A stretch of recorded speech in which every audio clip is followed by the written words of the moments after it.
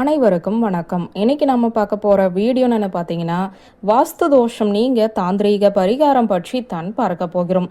நாம் மகிழ்ச்சியாக வாழ வேண்டும் என்றால் அதற்காக கஷ்டப்பட்டு உழைக்க வேண்டும். மேலும் குடும்பத்தாருடன் விட்டு கொடுத்து வாழ வேண்டும். அப்பொழுதுதான் நம்மால் மகிழ்ச்சியாக வாழ முடியும்.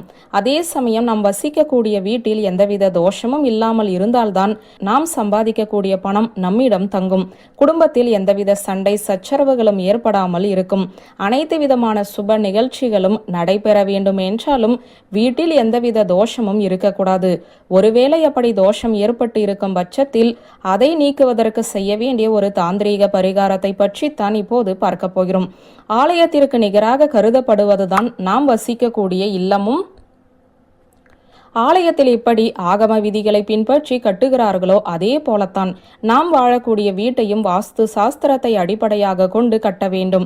எந்த திசையில் எந்த அறை இருக்க வேண்டும் என்பதை ஆராய்ந்து கட்டுவதன் மூலமே அந்த வீடு சிறப்பான வீடாக அமையும்.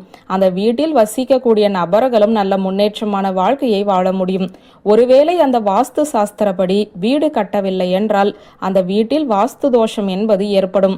வீட்டை கட்டி முடித்த பிறகு பலவிதமான பிரச்சனைகள் ஏற்படுகிறது என்று வாஸ்து நிபுணரை அழைத்து பார்க்கும்போது அவர் அந்த இடத்தில் இது இருக்கக்கூடாது, அது இருக்கக்கூடாது, வீட்டை மாற்றி கட்டுங்கள் என்று அதிக அளவில் பண விரயத்தை ஏற்படுத்துவார்கள்.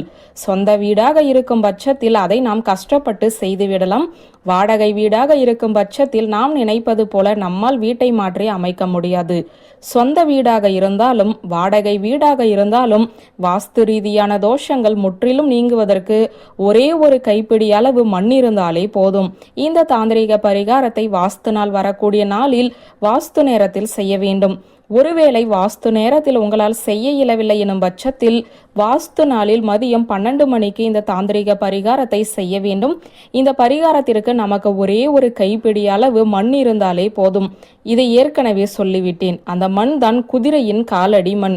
எந்த குதிரையாக இருந்தாலும் குதிரை இருக்கக்கூடிய இடத்தில் குதிரையின் காலடி பட்ட மண்ணை ஒரு கைப்பிடி அளவு எடுத்துக்கொண்டு வீட்டிற்கு வர வேண்டும். சரியாக வாஸ்து நேரத்திலோ அல்லது வாஸ்து நாளில் மதியம் 12 மணிக்கு குதிரையின் காலடி மண்ணை நிலைவாசலுக்கு வெளியே தூவிவிட வேண்டும். வேறு எதுவுமே செய்ய வேண்டாம். வாழ்நாளில் ஒரு முறை மட்டும் இந்த தாந்திரீக பரிகாரத்தை செய்தாலே போதும்.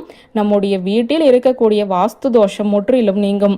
வாஸ்து தோஷத்தை நீக்குவதற்கு அதிகப்படியான பண விரயத்தை செய்யாமல் இப்படி எளிமையான முறையில் ஒரு கைப்பிடி அளவு மண்ணை வைத்து சரி செய்து விடலாம். முழு மனதுடன் செய்து முழு பலனையும் பெறுவோம் என்ற தகவலை சொல்லி இந்த வீடியோவை நிறைவு செய்கிறேன். நன்றி, வணக்கம்.